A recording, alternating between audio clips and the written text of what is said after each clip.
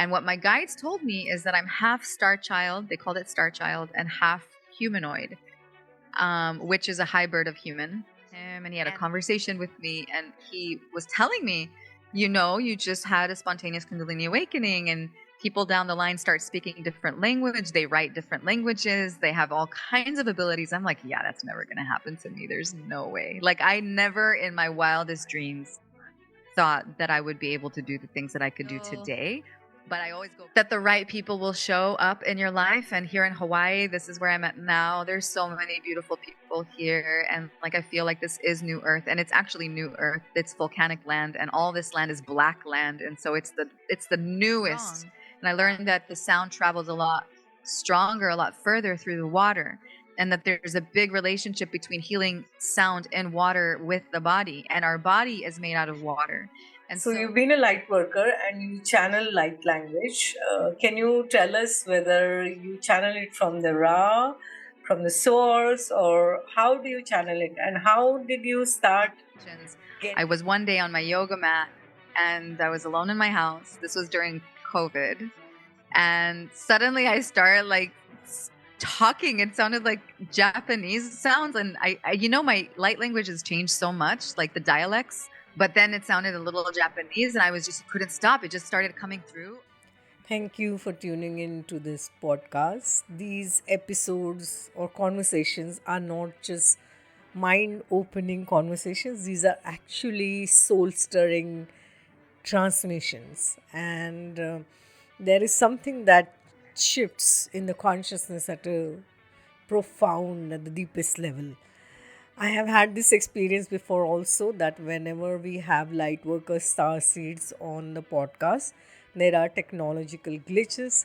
This time they were prolonged, and that's why some segments have only audio and the video is frozen, and there are video overlays on those segments. Of course, thankfully the audio has come through. You can research more on technological glitches around light workers and starseeds if you're interested. But do tune in to this powerful transmission and let us know what resonates with you.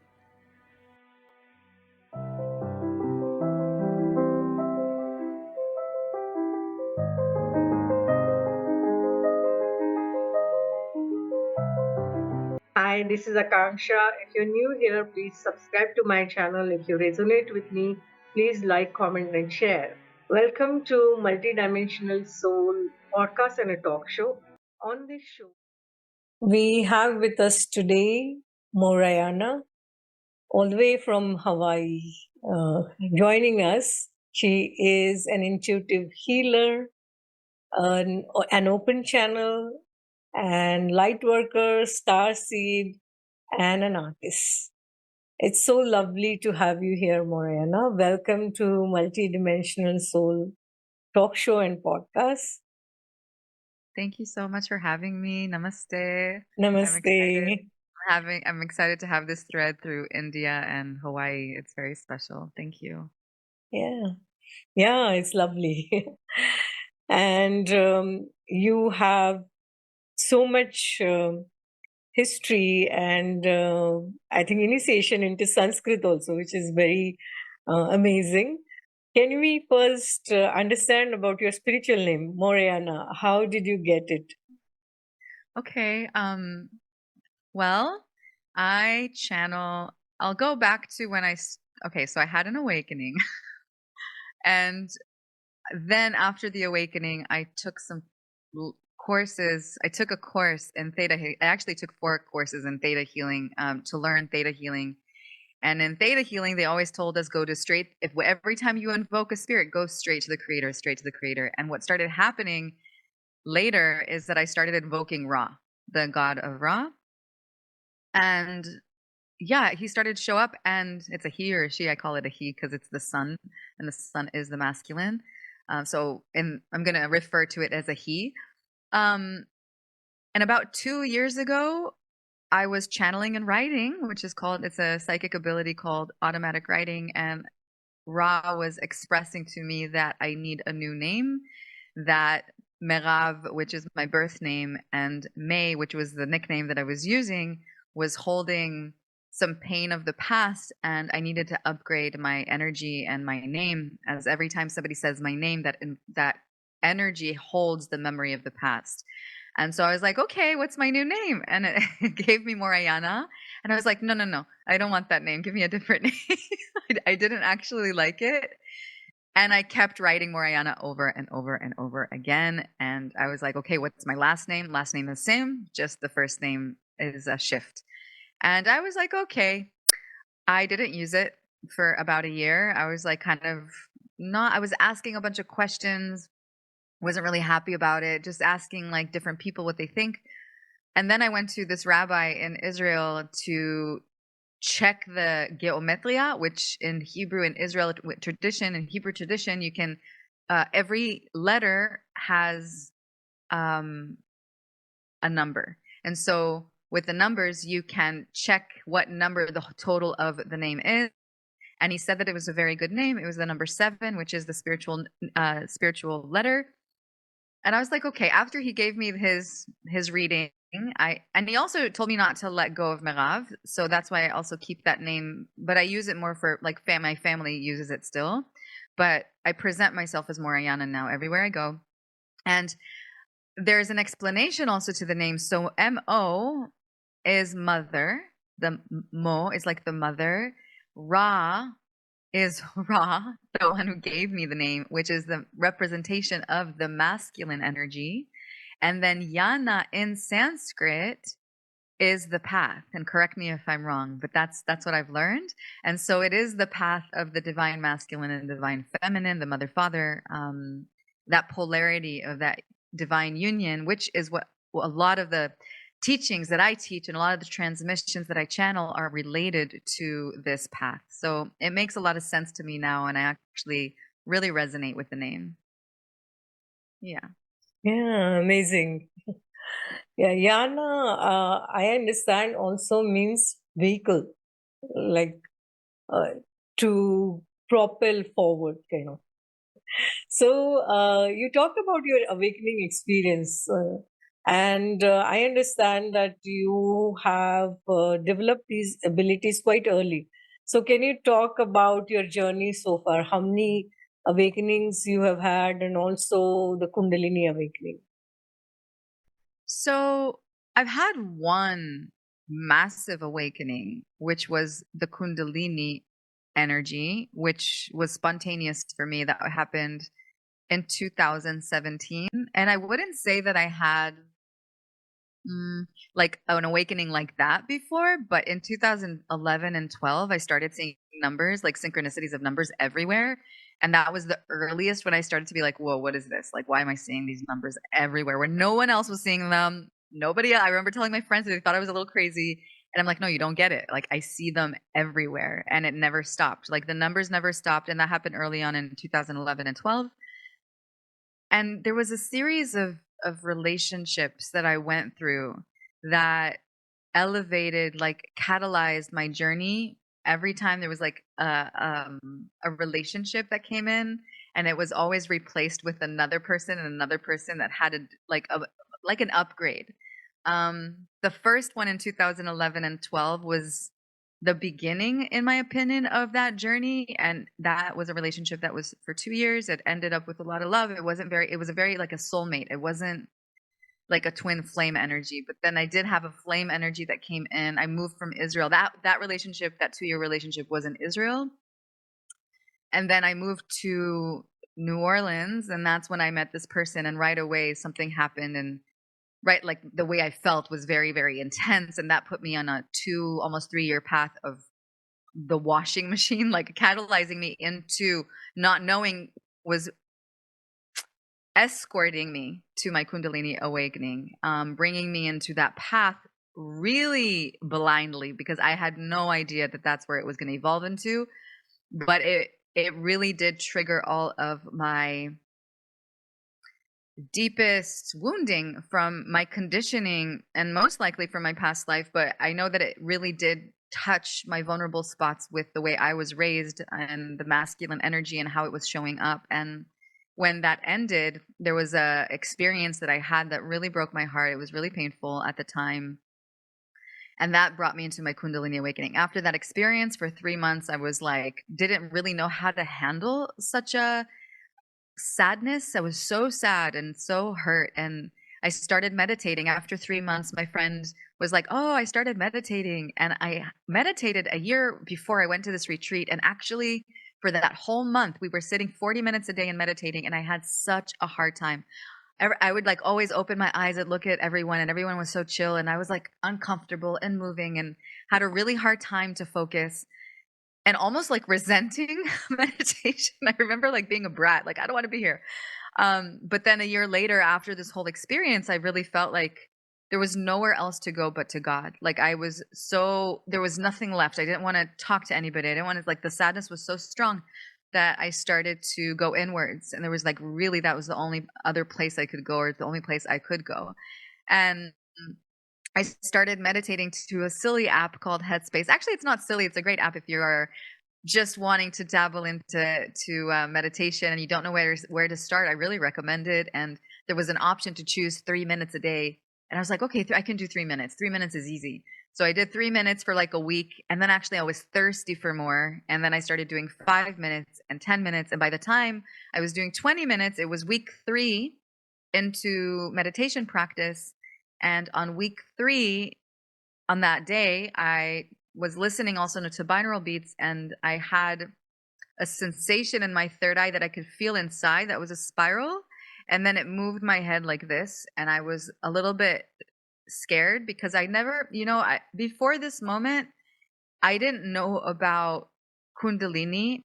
In that retreat that I went to, they did do Kundalini meditation and they did do Kundalini yoga, but nobody tells you what it's supposed to do. Like, they didn't tell us, we're going to jump right now and shake, and this may open your energy and your gifts and your psychic abilities by shaking. And so nobody told me that. And I really didn't know. And also in that moment that my head moved, I was like, whoa, what is going on? Never did research on meditation, or like didn't really actually seek spirituality in this way. I was always into art and seeking art and looking at art. So this was very new and very spontaneous. And I kind of like I was in front of a mirror. So I opened my eyes and I was looking at the mirror and I'm like, is there someone next to me? I was in New Orleans at the time, and there's myths about New Orleans being haunted. So I was like looking at my hand to see if there's a ghost inside of me or something. I didn't understand.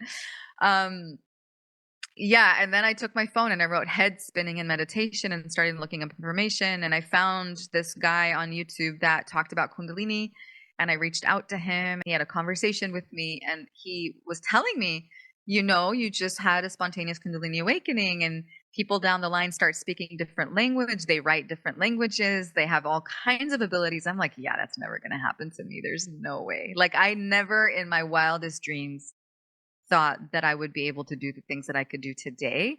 But I always go back to his voice, to what he told me, and kind of like how he just told me like what's available on this journey, and everything that he said happened eventually down the line. I'm getting chills as I'm saying this.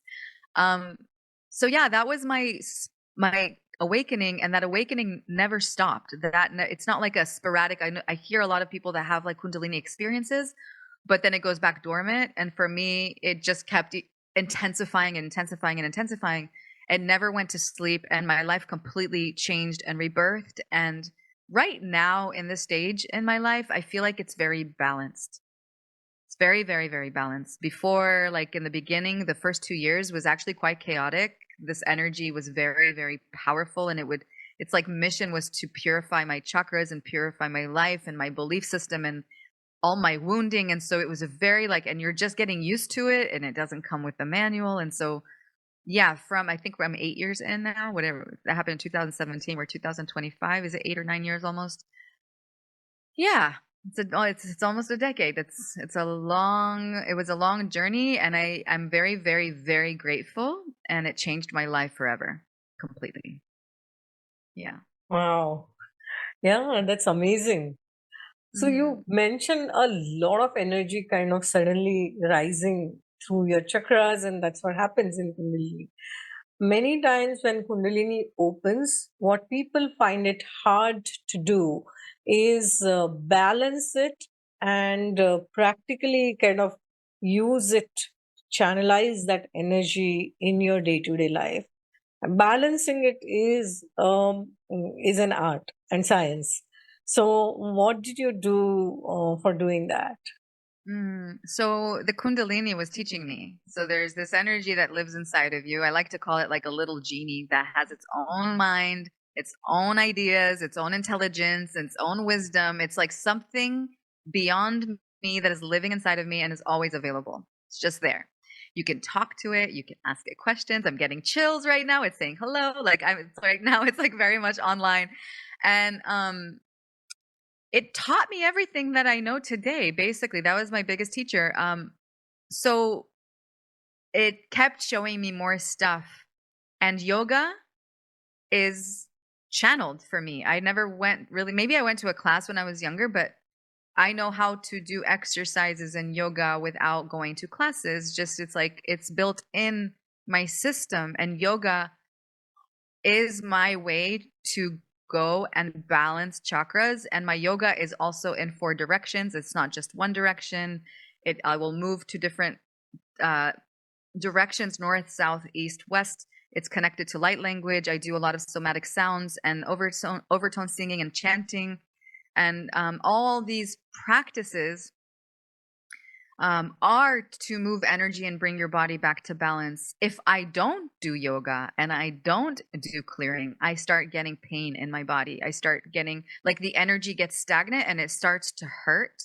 And so there, like if I don't do these clearings, I will feel it very, very fast. And so it's really, really important for people that want to open their energy body and are maybe have a kundalini that's open or wanting to open it, is yoga and breath work and chanting. And even if you're not channeling chanting, there's so many chants and so many mantras that are already been given to us throughout time in the past that every kirtan, everybody has, and they open the heart.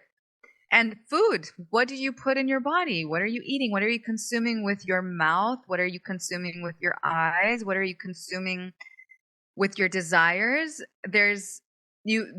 Starts to be a purification process where you can't, if you want to be balanced, if you desire to be on this aligned and balanced path, you need to let go of things, vices. Like I had my only vice that was left was coffee, and I go back and forth. Sometimes I quit, sometimes I go back because like I really love coffee, but it's like the Kundalini doesn't really need it and it doesn't really love it.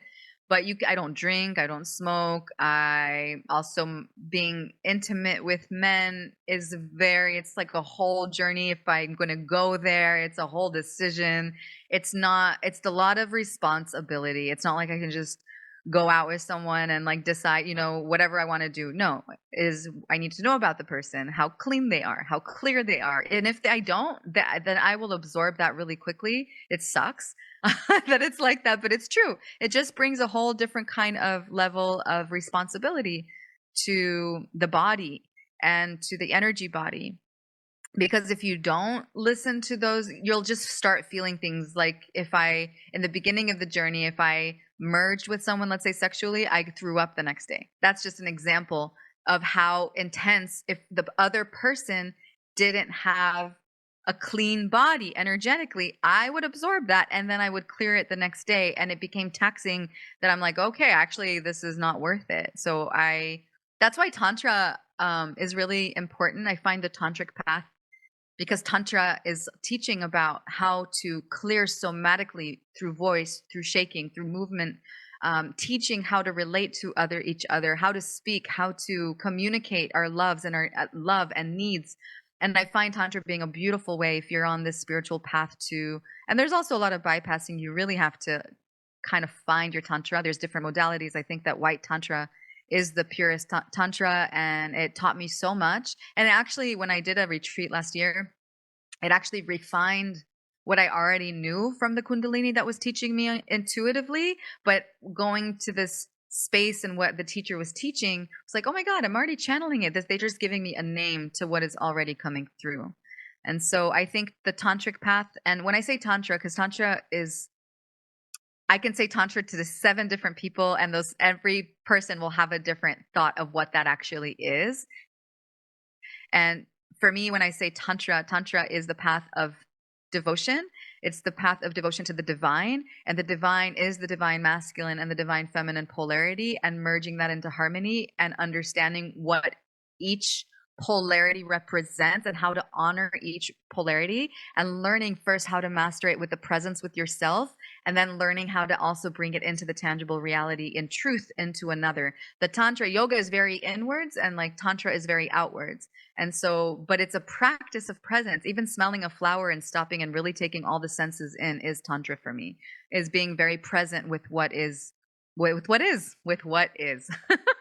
Basically. So yeah, to sum it up, I would say yoga, I would say breath work, I would say dance, any kind of movement that shakes out energy. I would say journaling is also really good to balance and bring your thoughts into the tangible. Tantra, whatever that means to you, white tantra for me. And devotion to the divine, that comes in many different ways. Yeah, Tantra has a lot of different meanings to different people, as you rightly said. And we've had discussions on my podcast in detail, in depth, about Tantra. The experts who have studied Vedic scriptures as well as Tantra, because Tantra came later. I mean, there are scriptures in India.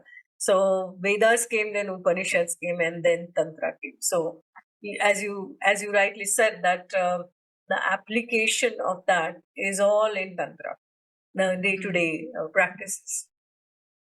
We talked about energy hygiene, and I completely understand and agree that whatever intimacy you want to have with anybody, it has to be carefully chosen, because otherwise you tend to absorb energy.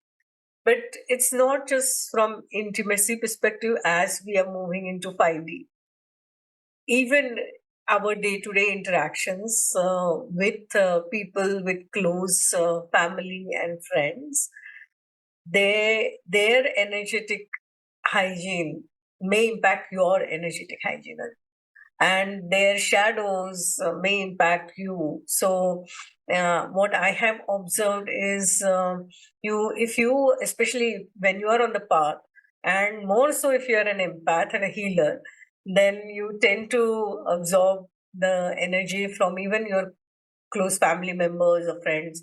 So what has been your experience with regards to that? I spent a lot of time on this journey on my own in solitude. I will say that a lot shifted. Like all my childhood friends, we were like a group of 5 women that I grew up with from age 18, and slowly I drifted away. They're still friends until this day. I still love them. But remembering leaving Israel, moving to the States, and then as having the Kundalini awakening, everything changed because nobody really understands what you're going through. Plus, at the beginning of the journey, you don't really know how to express this to people because they're not there. So, what do you do? And I was living in New Orleans at the time. Then I was called to move to California. When I got to California, I suddenly met Northern California. I suddenly met many people that were in different categories of like witches and wizards, and I felt very understood there. And my galactic, like, it felt like a lot of galactic people were in that place.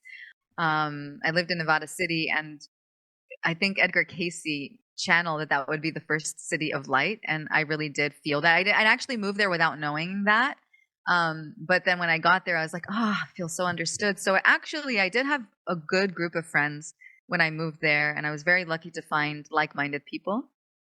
And after 4 to 5 years, I feel like my expansion and my abilities actually intensified and intensified and intensified really, really fast.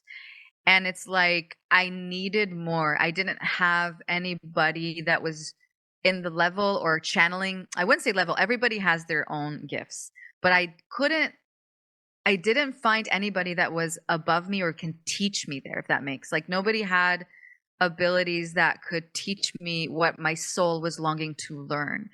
And I had a desire to leave, and I moved to Bali, and I just never knew anything about Bali. I decided to move there, And I got what I wanted. I was again in solitude. I did meet amazing people, and I met a lot of people that were also channelers on the different level. And the Balinese people are also like, they're advanced, very, very advanced in their path. And so is the land. I feel like the land itself actually gifted me Sanskrit and gifted me, or I was channeling Sanskrit before, but I feel like it was intensifying in Bali, and my chanting and my language was changing on that land, and the drawings were changing on that land. Like, I got absorbed in the codes of the Balinese people for sure.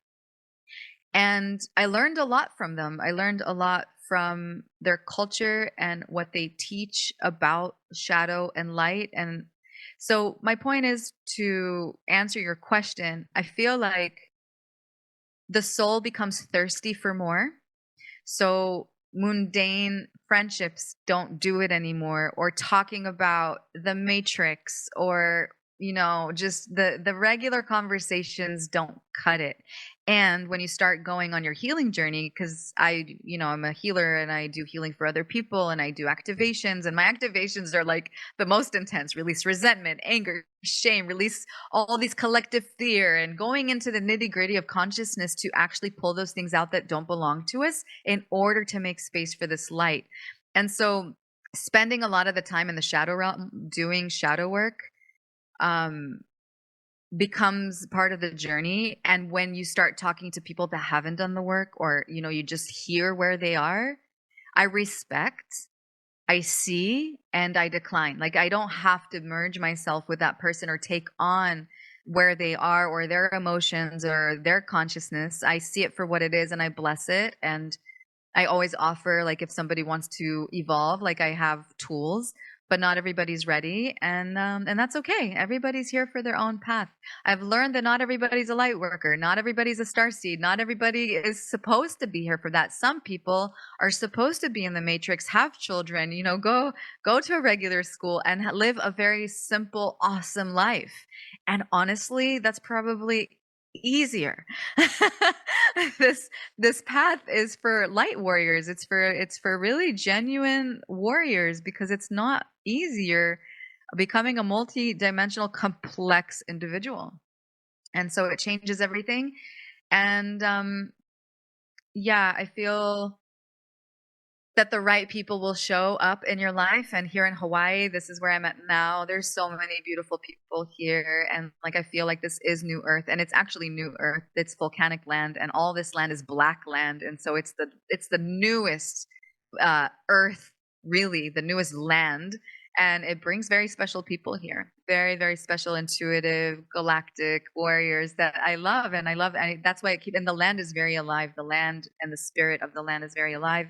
And it's almost like, some people say that Big Island is very intense because of the volcano. There's like 4 active volcanoes. And I find that the land here is actually very calming. I find that kind of funny. But yeah, I feel very much at home here. Yeah, amazing. That's right. Actually, not everybody has chosen to ascend. So No. they are at different levels of consciousness, and we can just send them love and blessings from a distance and choose not to kind of get entangled in them. And about Hawaii, yes, I do agree. It's beautiful, and it's, as you rightly said, that it's new earth, not just metaphorically, but probably even physically. It is becoming, and there are a lot of grid workers also there, and it is known as the high vibration place. So yeah, beautiful. I would love to know more about the light language. How do you channel it? As in, do you get it from the Ra, or do you get it from the source directly? How does it come to you? And what is the process like? Right now, you said you are an open channel, so I'm assuming that right now you have kept the channel open, and all the answers are kind of anyway flowing through. But I would love to know more about the light tantra and the light language. Can you just explain to us? So white tantra. There's like Okay, white, then I'm red, black, decided. Okay. and I did a retreat in Bali, and that was with a woman that was Osho's Sannyasin in Pune in India. Her name is, I'll just share, her name is Ma Ananda Sarita, and she teaches White Tantra. And there's different things that they teach, but what I learned is that it's not, red Tantra is very sexual, Black Tantra is very sexual. White Tantra is really practicing the authentic Tantra, which is breath, it's the chakras, it's being present with another individual and merging energetically, but not necessarily sexually. It's sitting in front of another person, doing lots of breath, just like one of the practices was sitting back to back. I can like share a little bit of the back to back, and then breathing from our 7 chakras in different ways, like, but you focus on the breath, let's say in the root chakra. So you pull that breath from the root chakra, and someone's, they're doing the same thing on the back, like you're both supporting back to back. And so you're practicing with another individual, you're merging with more energy. And so you start breathing from that root, and you also see how deeper you need to go with your breath, right? And then you start from your sacral chakra and solar plexus. By the time you have to breathe from your crown, it's and you're sweating. This is like maybe a 20-30 minute practice, because then you have to sit on each other. After being back to back, I sit on the partner or they sit on me, and then you hug each other, and then you start breathing the same thing. But at this point, you are already so high. This brings, because you're breathing in this mana prana chi, and it's opening up all of your portal. Basically, you don't even remember there's a person in front of you, and all that discomfort that you might feel, because they put you in practices that you don't know the person, and people come shy, they're not ready. But once you're in that practice, you don't even care, because you're in this state of consciousness that you're high. That would be one practice, for example. Or sitting partner to partner and not even touching each other, but just imagining that our let's say our crown chakra is merged with their crown chakra, looking at each other's eyes and breathing into it, and almost like merging with each other, is another practice. And those experiences, sorry to say this live or say this on the show, like I had a crown orgasm just by bringing the breath all the way up here, merging, just looking in somebody else's eye with a certain technique of breathing, opening up the body, and the breath will start opening up the sexual energy. And I actually experienced like a crowngasm that I never thought I could. And I learned that you can have cosmic orgasms from your whole body that has nothing to do with your genital area, without even touching it, and getting into ecstatic bliss states. Actually, after you reach these states of orgasms, you're guided to rest. And if I can put the name samadhi, of nothing, there's like absolute nothingness, you're gone into a space of nothingness. That is that retreat. And what happened to me later when I practiced on my own, I reached these blissful samadhi states where there's like there's like nothing there. It's a nirvana of complete peace. And that's the blissful, that's why people like, I want to do Tantra. Like the teacher was saying that once you learn Tantra and you have a tantric partner, they go sometimes into portals of 4 to 5 days, that they're just merged in these ways. And then they're on ecstasy, like natural ecstasy, for a month. And I had an experience later with a tantric master that after merging and practicing this with, I was in complete ecstasy for 3 weeks. Like being on drugs, like the body is in a complete chemical state to be in this high elevated state. And it's amazing. It's amazing what you can, the amount of ecstasy and bliss that you can reach just from your breath, and also merging with another person with the right tools, with the right guidance. There's so much available. And when I had that experience, I'm like, oh my God, I've been doing it wrong my whole life. We live in such a mentality that everything needs to be fast, everything needs to be rushed. Men are served, like if you open pornography, it's all about the man, and it's exactly supposed to be the opposite. The woman needs to be nurtured in order to open the gateways and the portals. Like the woman needs to be worshipped. Once we shift that energy into the feminine, the whole world would be in peace, I swear. Because the feminine, she opens gateways when she is tended to with a very, very loving presence. Presence is the way that I will That's the word. It's basically presence with whatever wants to happen and not having an end goal when you merge with someone else. It's not like, oh my God, we're here and we're about to go into this lovemaking and it's going to take 20, 30 minutes or 1 hour and it's done. No, you go into it. You don't think about the end of it. And it has, like, the teacher said something really beautiful. She said, when you start lovemaking, there's always a beginning and an end. Enter the beginning without thinking ever about the end, and let it last as long as possible by just being present with each other, whatever wants to happen during that time.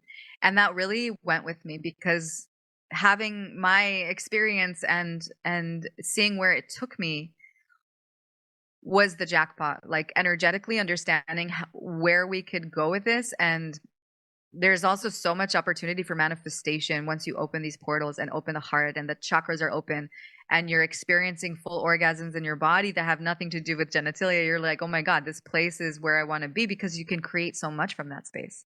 So for me, White Tantra is the tools, techniques to know how to play the instrument of the body through presence of breath and chakra and sound and openness, because you need to be completely open and completely willing and surrendering to this path, because a lot of people have a lot of blocks. And, you know, people show up like this, but in the end of the Tantra retreat, they're like liberated. Yeah. If that, I hope that answers your question. So you've been a light worker and you channel light language. Can you tell us whether you channel it from the Ra, from the source, or how do you channel it? And how did you start getting the light language downloads in the first place? And can you give a little bit of kind of example so that everybody understands what exactly are light codes and light language? Absolutely. So I would say that year 2 had my awakening, and okay, there was a journey with this, because, like, I think the first year, after a year, I remember the day I was sitting in New Orleans and I had a cyst on my back. There's a cyst on my back, and I asked the divine to heal it. I was asking the Kundalini to heal it, and so my hand was guided to put it on the back of the cyst, and I started doing. That was the first thing that came out. It was like, and I was like, wait a minute, how am I doing this? I don't understand what I'm doing. And I also didn't understand how this was healing that. I didn't understand, like, what I was doing. But that was the first thing, that was the first sound that ever traveled in light language. And so I started practicing this a lot, but also different parts of my body. These sounds were the first that came out, and then that evolved into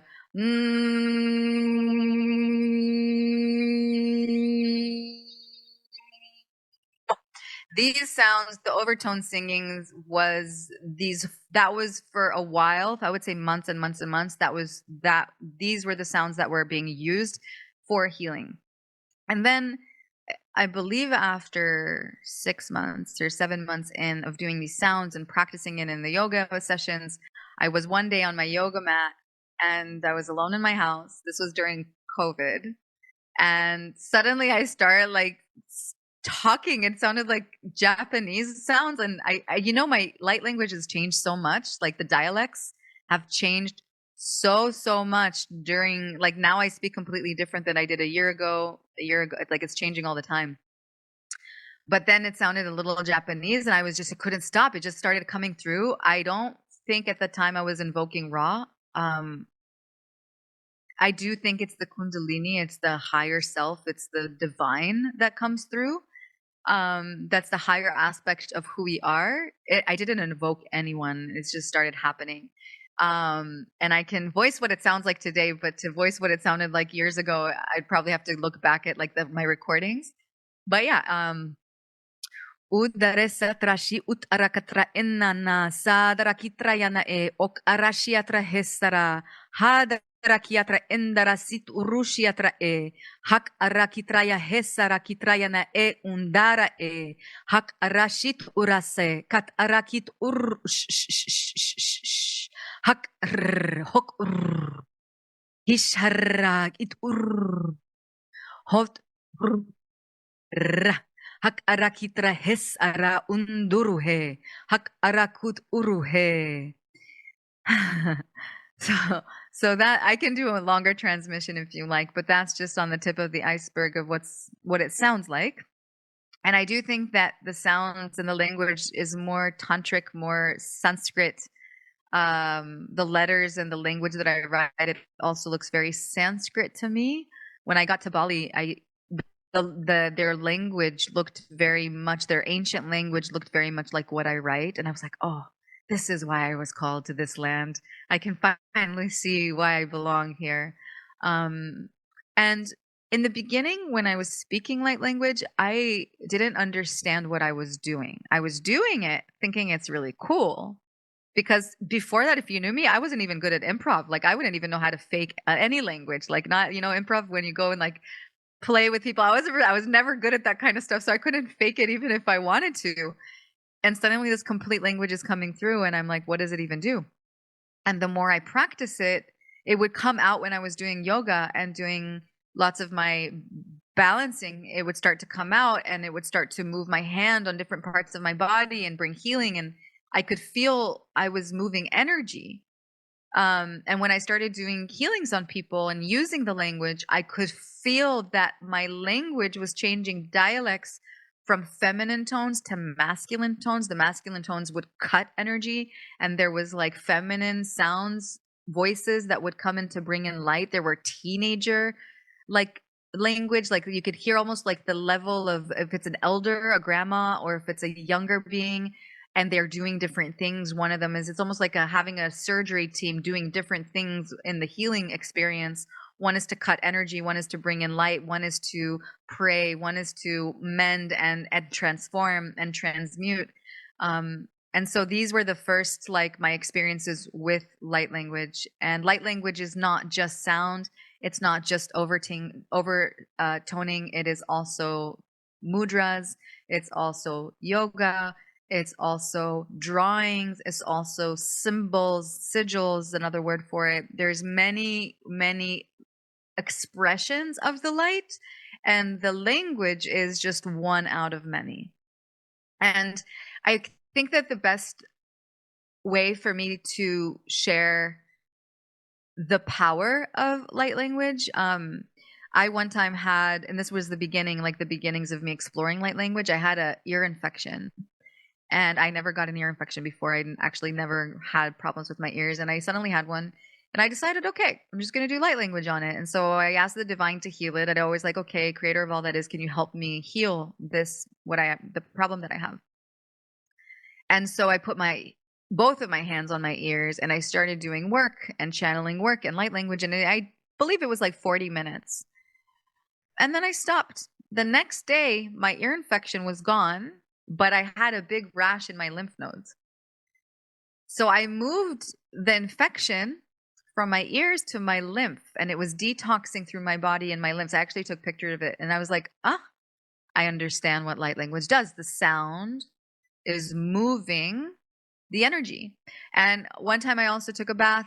Many times I took baths, but this one time where it was showing me, I was like in the bath and I was toning, and then it pushed my ears underwater. My face was still out, but I could feel like the Kundalini pushing my head underwater, and then chant, like doing overtone singing, and I could hear what it sounds like underwater, which was way louder, and then pushing my head above water, and then doing the sounds again. And I was like, oh, it's not as strong. And I learned that the sound travels a lot stronger, a lot further through the water, and that there's a big relationship between healing sound and water with the body, and our body is made out of water. And so it was teaching me in its own silent language to pay attention. This is so wise, to pay attention to these subtleties and understand how sound manipulates water. And so we are made of 70% water. And so when we use these dialects and the sound, it has the ability to completely transform our consciousness, our information in the water in our body, and bring healing to the body. And infection, what is an infection? Infection is water, it's liquid.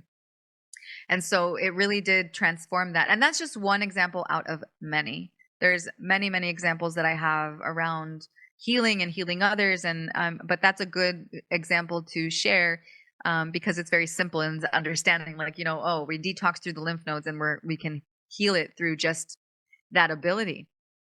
Yeah. Yeah, amazing.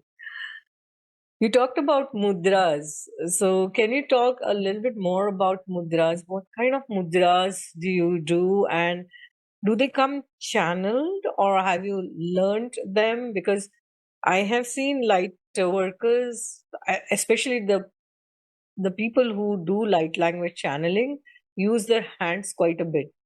So, It's channeled.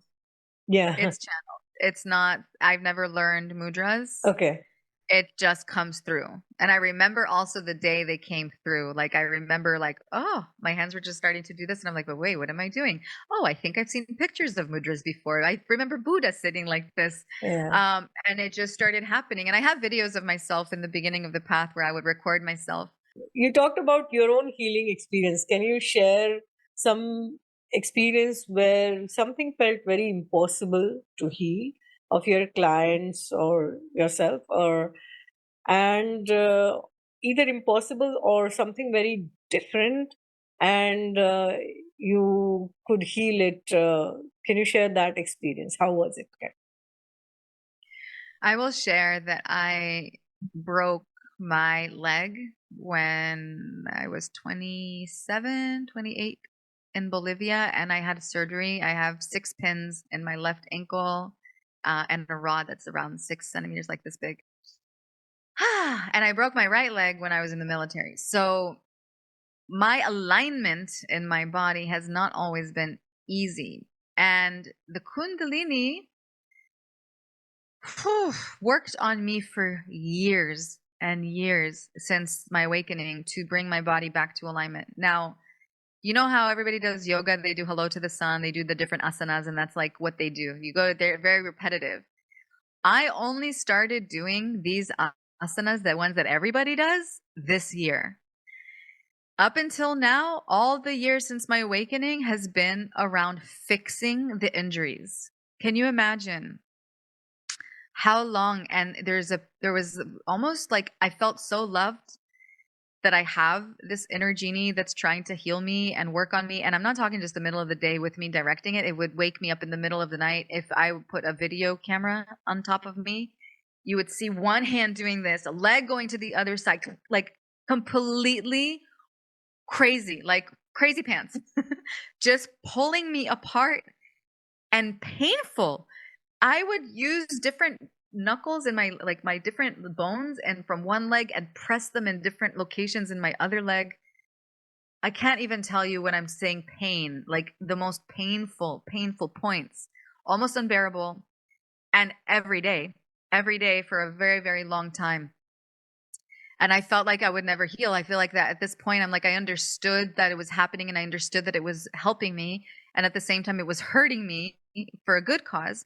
And it was endless. It just took so much time. And it actually started working on my left leg, which was the later injury, and the older injury on my right side of the leg. That's where it continued to work on later. And I'm talking about years. And so for me, I think that was really challenging. And I'm very grateful now because I can do things in yoga that I couldn't. The balance is definitely back, and my legs are straighter and my hips are straighter. But actually, there is a point in my hip now that wasn't there before that is correcting. There's a correction happening there. And it's a long also process that I'm annoyed by, but it's almost like it started on the on the legs, and now it's going up to the pelvis and to my lower back, and it's just working its way up. And it's just an interesting and long journey. So I'm a healer and I'm also being healed all the time. It feels like I'm always being corrected in my physical structure and also my energetics.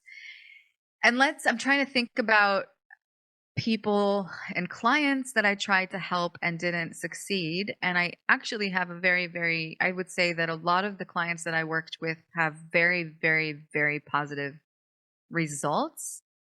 I'm can't think like I can't help open wounds. Like I can do light on it, but I don't feel like I can heal an open wound, not at this point.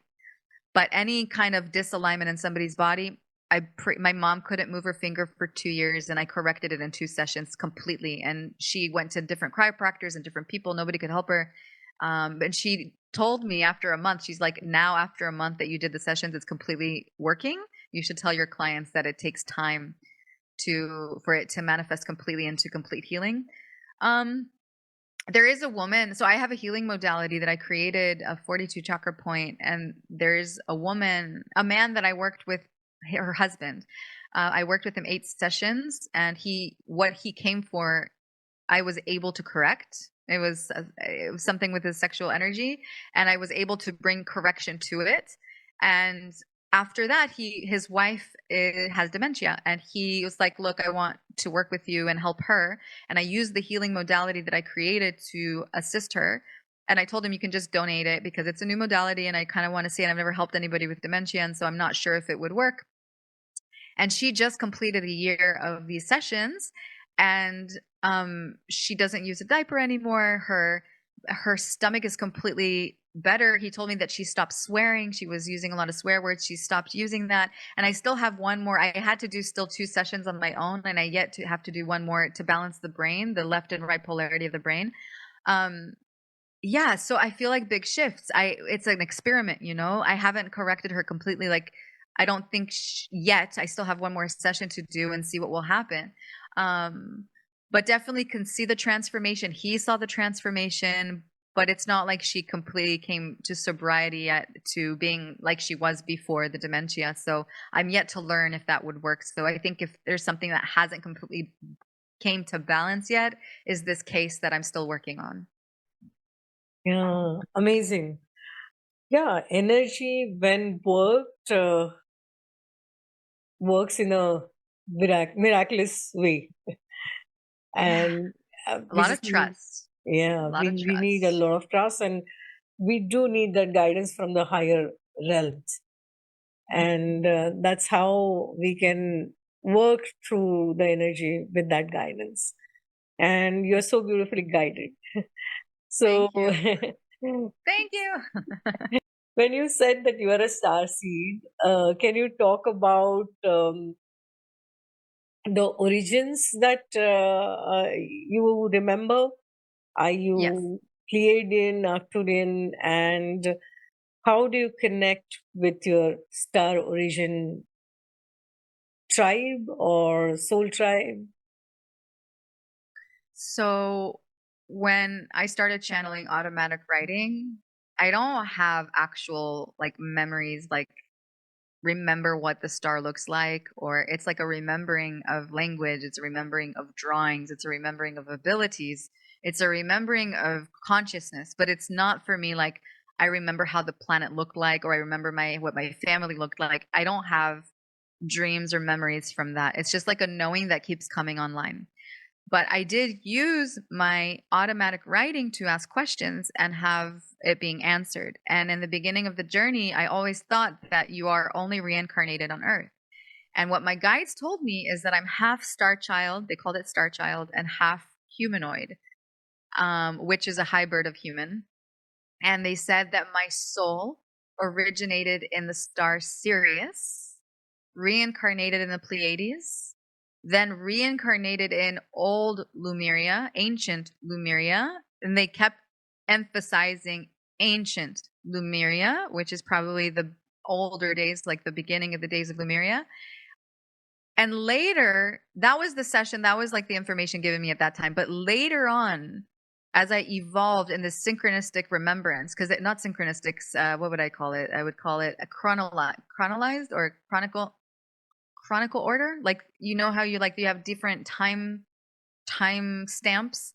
And so later when I was revealed, like now is Sanskrit is something that we still have in this human form, not Lemuria, and so I was shown Sumar, and yeah, and where we are right now, like in humanity. And I think there's some Hindu in there, because like the Sanskrit is very much alive, and all this Hindu consciousness, what did I call it, information that I'm channeling, or at least it was picked up in India and taught and like brought to that origin, but it could be from a different origin. I actually don't know.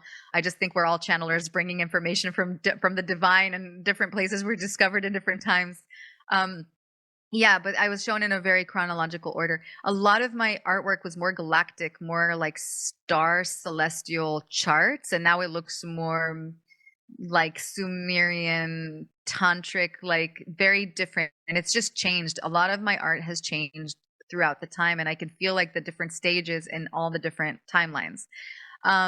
So yeah, I feel like those Sirius, Pleiades, Old Lemuria, Ancient Lemuria, Sumeria, Sumar, and where I'm at today, but also thinking about Ra. When I asked Ra, because I was very curious, I have this deity come to me after I always invoke the creator, but it makes sense because without the sun, we wouldn't have anything living.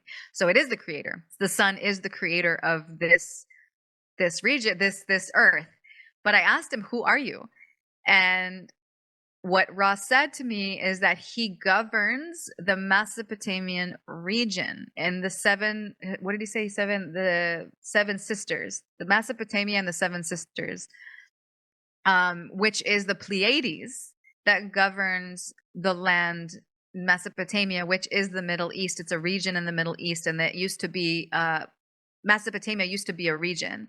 And I'm half Egyptian, and I also remember, and when I say remember, again, it's information that's been given to me about a past life being Sarah. I don't think I've ever went with this public, but Sarah Abraham. And I, as the journey continued, I also found information that Abraham and Sarah got married in Haran, which is also part of the Mesopotamian region. And there's like all these like memories. It's like being shown to me catalyst after catalyst, a little bit of my journey and who I was, or I'm not saying that I was, I'm just saying what was given to me. Sometimes channeling is very tricky because like the information comes through. It doesn't mean that I attach to the story. I'm a student, so I listen, and I still till this day don't know if Sarah was a real woman and Abraham was a real woman, or if they're deities, because there's also Saraswati and Brahma in the Hindu tradition, and so they sound the same. And so I don't know if it's just another Shiva Shakti or Jesus Magdalene that, I mean, there is Jesus Magdalene, we know that he was alive, but I'm still saying, like, I don't know if these older ancient beings were actually alive. I really don't know, but it could be. And it could be that I was Sarah, and it could be that it's just a deity and a signature. Yeah. Yeah. Yeah, so there is a huge discussion about whether these beings actually existed. In India also, there is a huge discussion and debate about that. The mythological stories that we have, like you said, Saraswati and Brahma, and the little bit more recent, 5,000 years back, was Krishna. And so there are evidences of structures which were found below the sea, both from Ramayana, as in Ram existed 10,000 or more years back, and Krishna was 5,400 years or so back. And the structures around that time, because carbon dating can give you what's age of that stone is, right? So those have been found. Of course, I have not heard about Saraswati and Brahma, so to say, and Brahma is known as the creator of the universe. So, And isn't it yeah. interesting that it also has the word Ra, and in Hebrew, Avraham. Av is father. So Avraham, and Ra, again, it has Ra in it. Yes. So I'm just paying attention. Ra also has Ra in it. So I am curious. I'm just like curious if it's a code, or if it's really a person. In the Torah, in the Jewish Torah, like in the Hebrew Torah, there's a whole story about Sarah and Abraham. And actually, Sarah wasn't all cool at all. She did some things that weren't great at all. So it's not like a big. I don't feel like, oh my God, if that was me, yay. There's like she did some things that weren't that cool.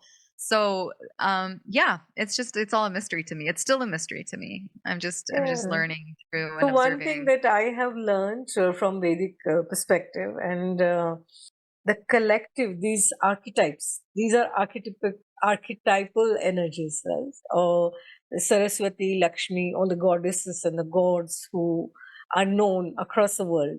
Saraswati, Lakshmi are Hindu, there's Tara in Buddhism, and there are so many across all religions.